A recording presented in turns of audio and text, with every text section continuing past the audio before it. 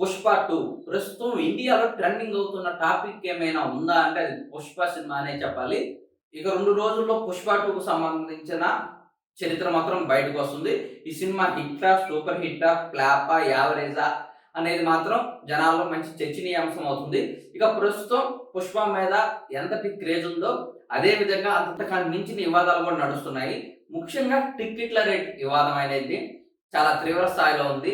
రీసెంట్‌గా నిన్న హైదరాబాద్‌లో జరిగినటువంటి ఈవెంట్‌లో నిర్మాతలు మాట్లాడుతున్న సమయంలో కిందున్న ఆడియన్స్ పెద్ద ఎత్తున నినాదాలు చేశారు. సినిమా సంగతి పక్కన పెడితే 1200 అంటే చాలా కష్టంగా ఉంది.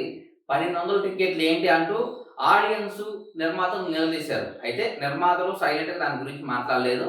ఇక ఈ వివాదం మీద టికెట్స్ ఈ రేటు పెంచడానికి కారణం గురించి అల్లు అర్జున్ ఏమైనా మాట్లాడతారని అనుకున్నారు. అల్లు అర్జున్ కూడా ఆ టాపిక్‌ని టచ్ చేయకుండా స్మూత్‌గా స్కిప్ చేసేసాడు. కానీ ఈ వివాదం ఏ రేంజ్‌లో రాజుకుందంటే దీనిపై కోర్టులో కేసు కూడా నమోదయ్యింది. దీనికి సంబంధించిన విచారణ ఈరోజు జరిగే అవకాశం ఉంది. ఈ రేంజ్‌లో టికెట్ల రేట్లు పెంచడం ప్రభుత్వానికి కూడా ఒక రకంగా చెడ్డ పేరైతే తీసుకొని వచ్చింది. రైతులు పండించిన పంటలకు రేట్లు పెంచలేని ఈ ప్రభుత్వం ఇలాంటి సినిమాలకు మాత్రం వందలకు వందలు, వేలకు వేలు మాత్రం రేట్లు పెంచేస్తుందనే మీమ్స్ కావచ్చు, అనే విమర్శలు కావచ్చు ప్రస్తుతం సోషల్ మీడియాలో ట్రెండ్ అవుతుంది. ఇది కొంచెం జాగ్రత్తగా గమనించవలసిన అంశం. ఎక్కువ రేట్ల ప్రభావం థియేటర్ల మీద ఖచ్చితంగా కనిపిస్తుంది. సినిమాకి అనుకున్నంత రేంజ్‌లో టికెట్లయితే తగ్గటం లేదు. సినిమా హిట్ అయితే అప్పుడు చూద్దాంలే, ఎంతో కొంతకి తప్పదన్నట్లు అప్పుడు సినిమాకెళ్దాంలే అన్నట్టు చాలామంది సినిమా ప్రేమికులైతే వెయిట్ చేస్తున్నారు.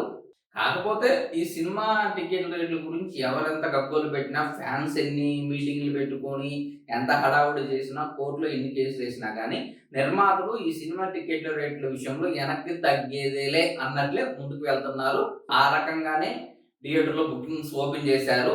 సరే, నిర్మాతలు అనుకున్న రేంజ్‌లో కాకపోయినా ఒక మోస్తరుగా టికెట్లనేది బుక్ అవుతున్నాయి. ఓకే, సినిమా హిట్ అయిందంటే ఆటోమేటిక్‌గా మిగిలిన టికెట్లు బుక్ అవుతాయి. అందులో డోకా లేదన్నట్టు నిర్మాతలు ధీమాగా ఉన్నారు. వాళ్ళ సినిమా మీద, వాళ్ళ ప్రొడక్ట్ మీద ఉన్న వాళ్ళకున్న నమ్మకంతో ఈ సినిమాకి ఆ రేట్లు పెట్టుకున్నాడు. మా ప్రొడక్ట్ ఇది, మా ప్రొడక్ట్ కాస్ట్ ఇది, మీకు ఇష్టమైతే చూడండి లేకపోతే లేదన్నట్లు ధీమాని నిర్మాతలు ప్రదర్శిస్తున్నారు. ఓవరాల్‌గా సినిమాకి 470,00,00,000 దాకా ఖర్చయింది. ఇక సినిమాకి జరిగిన బిజినెస్‌లో అల్లు అర్జున్‌కి 270,00,00,000 అల్లు అర్జున్‌కి ఇవ్వాలి. ఆల్మోస్ట్ కలుపుకుంటే 750,00,00,000 దాకా సినిమాకి ఖర్చయినట్లు లెక్క. ఇవి కాకుండా అల్లు అర్జున్ వ్యవహారాలు పరిశీలించే అతనికి దాదాపుగా ఈ 3 ఏళ్లకు సంబంధించి 15,00,00,000 అతనికి చెల్లించారని తెలుస్తుంది. ఓవరాల్‌గా సినిమాకి జరిగిన బిజినెస్‌లో ఈ 750,00,00,000 ఈ 15,00,00,000 తీసేస్తే మిగిలింది నిర్మాతకి, దర్శకుడికి ఉంటుంది. ఇక దర్శకుడి వాటా కింద 120-130,00,00,000 వెళ్ళిపోతుంది. ఇక మిగిలిన 120-140,00,00,000 మాత్రమే నిర్మాతలకు వచ్చే లాభాలు.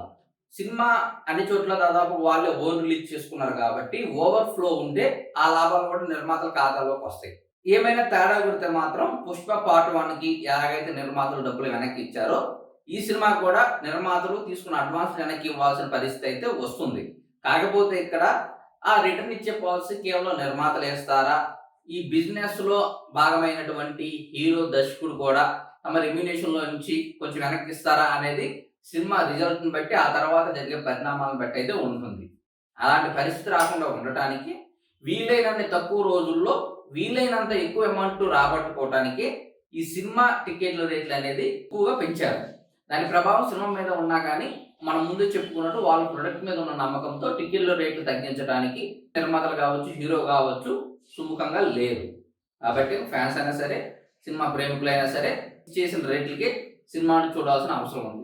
సరేలే కాదు ఎందుకులే ఈ ఒక్క సినిమా టికెట్‌కి పెట్టే అమౌంట్ ఓటీటీలు కట్టుకుంటే సంవత్సరం పాటు ఓటీటీని ఎంజాయ్ చేయొచ్చు అనుకుంటే మాత్రం అది వేరే విషయం.